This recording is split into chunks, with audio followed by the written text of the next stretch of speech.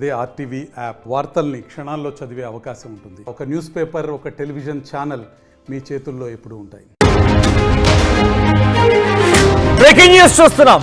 Pakistan India పైన మరొక bomb పేల్చింది. ఇప్పటికే అనేక రకాలుగా విన్యాసాలు చేస్తూ అనేక రకాలుగా ఎల్ఓసి వెంట దాడులకు తెరలేపుతున్నటువంటి పాకిస్తాన్ ఇప్పుడు ఏకంగా సైబర్ బాంబుని తెరలేపింది. సైబర్ గా అటాక్ ని మొదలుపెట్టింది. సో ప్రస్తుతం ఈ విషయాన్ని పాకిస్తాన్ సైబర్ ఫోర్స్ అనేటువంటి ఒక ట్విట్టర్ పేజీ ద్వారా వెల్లడించారు.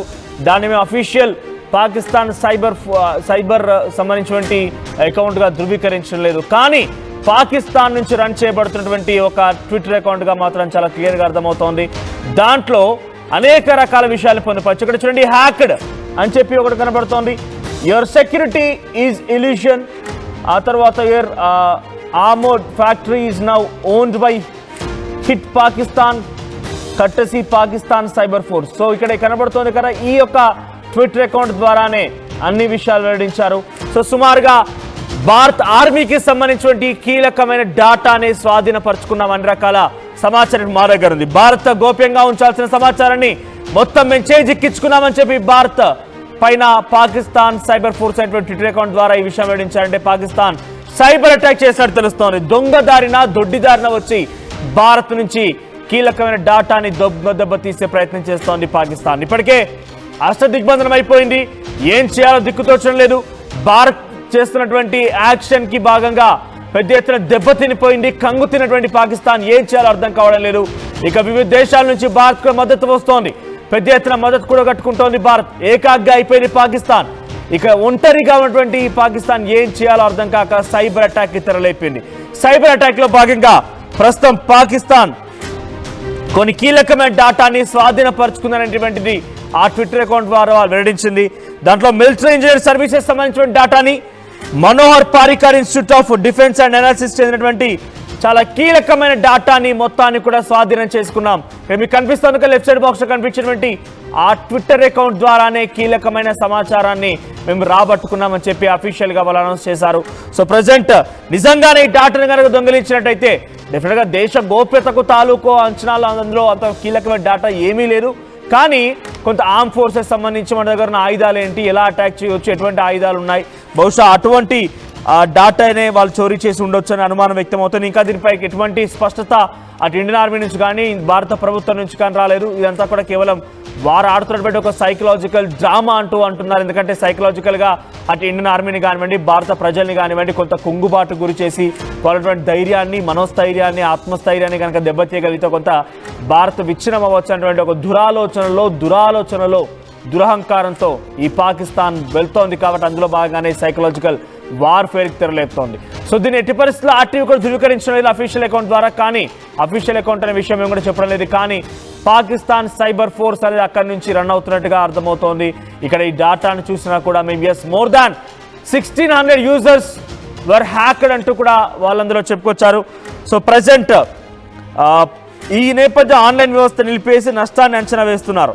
సో ప్రజెంట్ ఈ విషయంలోనే అటు ఆర్మ్డ్ వెహికల్ నిగమ్ లిమిటెడ్ వెబ్సైట్ను హ్యాక్ చేయడానికి ప్రయత్నించినట్టు కూడా తెలుస్తోంది. దానికి సంబంధించినటువంటి చిత్రాలను కూడా పోస్ట్ చేశారు ఈ యొక్క ట్విట్టర్ అకౌంట్లో. సో ఈ నేపథ్యంలో ప్రభుత్వ సంస్థ ఆన్లైన్ వ్యవస్థ నిలిపివేసి నష్టాన్ని అంచనా వేస్తుందట ప్రస్తుతానికి. ఇక ఇతర దాడులను గుర్తించి అడ్డుకునేందుకు సైబర్ సెక్యూరిటీ నిపుణులు అప్రమత్తంగా వివరిస్తున్నారని సంబంధిత వర్గాలు కూడా ప్రస్తుతం చెప్తున్నాయి. పహల్గామ్ ఉగ్రదాడి తర్వాత నుంచి పాకిస్తాన్ ఏదో వైపుగా భారత్ దెబ్బతీయాలనేటువంటి ఒక దురాలోచనతో వెళ్తోంది. ఎటువంటి స్థైర్యం లేనటువంటి ఒక పాకిస్తాన్, చీమ లాంటి పాకిస్తాన్, పాపిస్టి పాకిస్తాన్ సంబంధించినటువంటి దుర్మార్గులు, దుష్టులు వీళ్ళంతా కూడా భారత్ దెబ్బతీయాలనేటువంటి తీవ్రమైన ప్రయత్నంలో భాగంగా ఏది పడితే అది నోటికొచ్చినట్టుగా మాట్లాడుతున్నారు. ఏది పడితే అది నోటికొచ్చినట్టుగా వార్నింగ్లు ఇస్తున్నారు. చంపేస్తామంటూ బెదిరింపులకు దిగుతున్నారు. ఈ రకంగా సైబర్ బాంబులకు కూడా తెరలేపుతున్నారు. ఇప్పటికే పాకిస్తాన్ అటు ఇండో పాక్ బార్డర్లో కానివ్వండి, ఎల్ఓసి వెంట పెద్ద ఎత్తున దాడులకు తెరలేపుతోంది, విన్యాసాలు చేస్తోంది, మిసైళ్లను ప్రయోగిస్తోంది, కవ్వింపు చర్యలకు పాల్పడుతోంది. ఈ నేపథ్యంలో ఇక్కడితో ఆకుండా భారత్ ఏం చేసింది, పాకిస్తాన్ మొత్తాన్ని అష్టదిగ్బంధనం చేసింది. ఏకంగా మన బేస్ క్యాంపులు తజకిస్తాన్లో ఉన్నాయి. ఆఫ్ఘనిస్తాన్ని ఇప్పటికే సంప్రదించాం. ఆఫ్ఘనిస్తాన్ దగ్గర కూడా ఎయిర్ బేస్ ఏర్పాటు చేసేందుకు భారత్ ప్రయత్నిస్తోంది. ఇక అరేబియన్ సీ మొత్తం కూడా మన ఐఎన్ఎస్ విక్రాంత్ ఆధీనంలో ఉంది. అటు బలోచిస్తాన్ వేర్పాటువాదులు పెద్ద ఎత్తున స్ట్రాంగ్ అవుతున్నారు, పాకిస్తాన్కు వ్యతిరేకంగా యాక్టివ్ అవుతున్నారు. పాకిస్తాన్ ఆర్మీని ఇప్పటికే అక్కడి నుంచి పరుగులు పెట్టించారు, పరారైపోయారు. ఇలా అనేక రకాలుగా పాకిస్తాన్ అష్టదిగ్బంధమైన నేపథ్యంలో ఎటువంటి విధంగా వారికి తోచడం లేదు, ఏం చేయాలో దిక్కు తోచడం లేదు, ఏం చేయాలనేది అంతు చిక్కడం లేదు. ఈ నేపథ్యంలోనే ఒక సైబర్ వార్ఫేర్కి తెరలేపారు. అందులో భాగంగానే ఇక్కడ ఆ Pakistan cyber force, Pak cyber force అయినటువంటి అఫీషియల్ ట్విట్టర్ ఖాతా ద్వారా ఈ విషయాన్ని వెల్లడించారు. సో ప్రస్తుతానికి ఇది కేవలం ఒక సైకలాజికల్ వార్ అనేది మాత్రమే అర్థమవుతోంది. కానీ కొంత అలర్ట్గా ఉండాలని చెప్పి ఇటు ఇండియన్ ఆర్మీ ఫోర్సెస్ కానివ్వండి, సైబర్ టీమ్ కూడా సిద్ధమైపోయి అలర్ట్గా ఉంది. ఎందుకంటే నిజంగానే కనుక వారు తెరలేపితే దాన్ని అడ్డుకునేటువంటి శక్తి సామర్థ్యాలు మన దగ్గర ఉన్నాయి, సంపుష్టిగా ఉన్నాయి. కానీ కొంత అలర్ట్గా ఉండాలి. ఎందుకంటే పాకిస్తాన్, దొంగ పాకిస్తాన్, పాపిష్టి పాకిస్తాన్, నీచ్ కమిటీ కుత్తేలు ఏం చేస్తారో ముందస్తుగా మనం గమనిస్తూనే ఉన్నాం. కానీ ఏ క్షణమైనా వాళ్ళంతా కూడా ఇటువంటి దారుణాలకి ఒడిగట్టే అవకాశం కూడా ఉన్నట్టుగా చాలా సుస్పష్టమైనటువంటి ఆదేశాలు, అనుమానాలు ఉన్నాయి. కాబట్టి దానికి అనుగుణంగా సైబర్ టీం కూడా వ్యవహరిస్తోంది. ఇదొకటే కాదు, ఏకంగా దేశవ్యాప్తంగా, భారతదేశవ్యాప్తంగా ఉగ్రదాడులకు తెరలేపాలనుకుంటే అటు ఆలోచనలు కూడా అటువైపు నుంచి పాకిస్తాన్ ప్లాన్ చేస్తున్నట్టుగా పక్కా మన నిఘా వర్గాలు అంచనా వేశాయి. మరి ముఖ్యంగా జైల్లో ఉన్నటువంటి వారిని విడిపించాలనేటువంటి ఒక తాపత్రయం, దురాలోచనతో పాకిస్తాన్ ఆర్మీకి సంబంధించిన వాళ్ళు కానివ్వండి, పాకిస్తాన్ లష్కర్ తోయిబా, మహమ్మదీ జైషీ ఇటువంటి సంబంధించినటువంటి ఆ ఉగ్రవాద సంస్థలు ఆ జైళ్లపైన కూడా దాడులకు తెరలేపి జైళ్లను కూడా ధ్వంసం చేసి అక్కడ వారు ఉన్నటువంటి దొంగలని, ఆ పాపిస్టి పాకిస్తాన్ కుక్కలని విడిపించేందుకు కూడా వాళ్ళంతా ప్రయత్నం చేస్తున్నట్టుగానే నిఘా వర్గాలు అంచనా వేశాయి. ఈ నేపథ్యంలో రాష్ట్రాల ప్రభుత్వాలను కూడా అలర్ట్ చేసే అవకాశం కనబడుతోంది. ఇప్పటికే దేశవ్యాప్తంగా ఒక హై అలర్ట్ జారీ చేశారు. పాకిస్తాన్లో ఎవరైనా కనుక ఉంటే వారిని గుర్తించండి, తిరిగి పంపించినట్టు రాష్ట్ర ప్రభుత్వాలకు ఆదేశాలు జారీ చేశారు. మరి ముఖ్యంగా మీ పైన కూడా ఒక బృహత్తర బాధ్యత ఉంది, మీ పైన కూడా ఒక బృహత్తర కర్తవ్యం ఉంది. సో మీరు కూడా మీ పక్కన ఎవరైనా కనుక స్లీపర్ సెల్స్ కానివ్వండి, అటాకర్స్ టీమ్ కానివ్వండి ఎవరైనా కనుక ఉంటే మీరు గమనిస్తే, మరి ముఖ్యంగా ముంబై, హైదరాబాద్, ఇంకా చాలా ప్రాంతాలు ఉన్నాయి మన భారతదేశంలో ఎక్స్ట్రీమ్ జోన్స్గా గతంలో ఈ ఉగ్రవాదుల చర్యలకి దెబ్బతినటువంటి రాష్ట్రాలు ఉన్నాయి, దెబ్బతినటువంటి నగరాలు ఉన్నాయి. కాబట్టి ఆయా ప్రాంతాల్లో మరోసారి దెబ్బతీసే అవకాశం ఉంది, కొన్ని అలజడులు సృష్టించే అవకాశం ఉంది. కాబట్టి మీరు కూడా తెలుగువారిగా, తెలుగు ఛానల్గా మేము చెప్తున్నాం, ఎక్కడ తెలుగువారు ఉన్నా కూడా దయచేసి మీ తోటి వారితో కమ్యూనికేట్ అవ్వండి.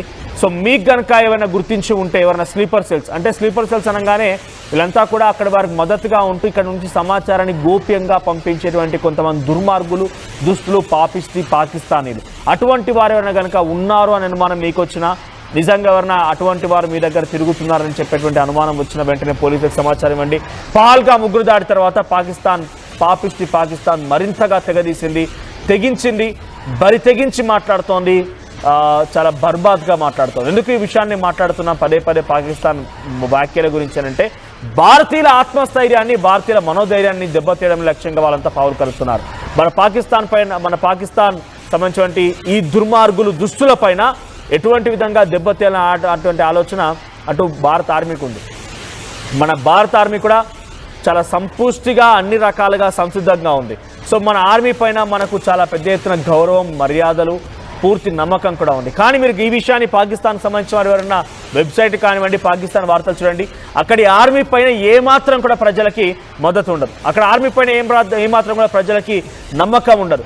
అక్కడ ఆర్మీ అంటేనే ఒక దయ్యాలుగా, దుష్టులుగా, దుష్టశక్తులుగా వారిని చూస్తూ ఉంటారు. ఆర్మీ ఎప్పుడు చూసినా ప్రజల్ని తొక్కేయాలని ప్రయత్నం చేస్తుంది, కానీ అక్కడ ప్రజల్ని కాపాడాలనేటువంటి ప్రయత్నం ఎన్నడూ చేయరు. మన ఆర్మీ ఎప్పుడైనా ఎటువంటి సంఘటనైనా కూడా మీరు కూడా మాతో పాటు ఉండండి, మాతో పాటు యుద్ధం చేయాలని కానీ అటు ప్రభుత్వాలు కానీ, ప్రభుత్వంలో ప్రజాప్రతినిధులు కానీ, లేకపోతే ఆర్మీ పర్సన్స్ కానీ ఏ రోజైనా భారతీయులు అడిగారా? మన యొక్క నమ్మకం, మన స్థైర్యం అంతా కూడా మన ఆర్మీ. వాళ్ళు అవసరమైతే రొమ్ము చీల్చి ముందుకు వెళ్ళి యుద్ధం చేస్తారు, కానీ ఏ రోజు కూడా మనల్ని ఇబ్బంది పెట్టాలనో, మనల్ని కూడా యుద్ధానికి రమ్మని ఏ రోజు కూడా వారు కోరుకోరు. కానీ అక్కడ పాకిస్తాన్ ప్రజాప్రతినిధులు ఏమంటున్నారు తెలుసా? పాకిస్తాన్లో ఉన్నటువంటి ప్రతి పౌరుడు కూడా సైనికుడిగా మారతాడు అని అంటున్నారు. ఓకే, నిజంగా అదే కనుక అయితే భారతదేశంలో ఉంది 140 కోట్ల మంది జనాభా. మరి అందరు కనుక సైనికులుగా మారాల్సి వస్తే పాకిస్తాన్ ఎంత, పాకిస్తాన్ లెక్కెంత?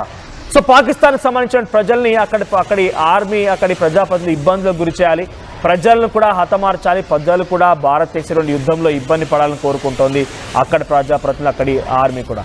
రాజకీయంగా చాలా పెద్ద ఎత్తున అక్కడ వాడుకుంటూ, అక్కడి అవసరాలని, అక్కడ యుద్ధాన్ని వాడుకుంటూ లబ్ధి పొందే ప్రయత్నం చేస్తున్నారు. సో ప్రజెంట్ దాని తాలూకానే ఇక్కడ ఒక సైబర్ వార్ఫేర్ తెరలేపారు. సైకలాజికల్ వార్ఫేర్ని కూడా మనం మాట్లాడుకోవచ్చు.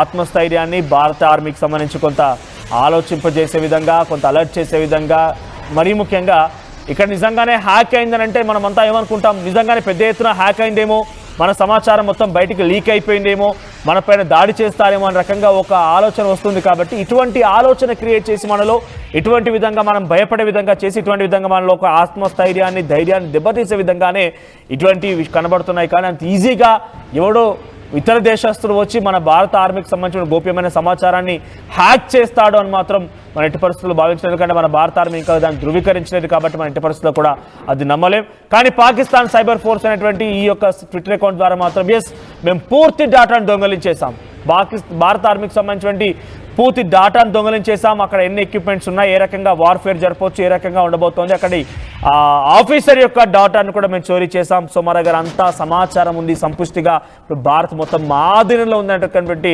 ఒక శునకానందాన్ని, పిచ్చి కుక్క అహంకారాన్ని, దురాలోచనని వ్యక్తపరుస్తోంది పాకిస్తాన్. సో ప్రజెంట్ ఇంకా ఇది భారత ఆర్మీ ధృవీకరించలేదు కాబట్టి మన ఎట్టి పరిస్థితుల్లో కూడా యాక్సెప్ట్ చేయాల్సిన పని లేదు. కానీ ఒక బిగ్ బాంబ్ అయితే ఈ పరంగా పాకిస్తాన్ నుంచి అయితే సైకలాజికల్ బాంబ్ అయితే పేల్చారని చెప్పొచ్చు. సో ఇంకా నేను మళ్ళీ చెప్తుంది ఒకటి మీకు గుర్తు చేస్తున్న ఒకటి ఏంటంటే, ఇంకా కూడా మన మధ్యలో ఉంటూ ఇప్పుడు మీరు ఆర్టీవీ లైవ్లో కూడా చూడండి, చాలామంది కూడా పాకిస్తాన్కి మద్దతుగా పాకిస్తాన్ పాట పాడుతున్నాయి. మేరా భారత్ మహాన్ అని చెప్పాల్సినటువంటి ఆ నాలుకలు, ఆ నోరులు కాస్త పాకిస్తాన్ వైపుగా పాట పాడుతున్నాయి. సో అటువంటి వారిని గుర్తించండి. ఒక్కసారి పోలీసులకు సమాచారం అండి, వాళ్ళు అంతూ చూడాల్సిన అవసరం అయితే ఉంది. ఇంకా మనం ఇటువంటిది మనం ఉపేక్షిస్తూ వాళ్ళని ఇంకా కాపాడుకునే ప్రయత్నం కానివ్వండి, వాళ్ళని ఏదో పోనీలే అని వదిలేసే ప్రసక్తి అసలు ఉండకూడదు. పాకిస్తాన్ పాట పాడే ఎవడైనా సరే డెఫినెట్గా భారత ప్రభుత్వానికి, భారతీయులకి శత్రువే. సో అటువంటి వారిని గుర్తించే పనిలో ఉండండి.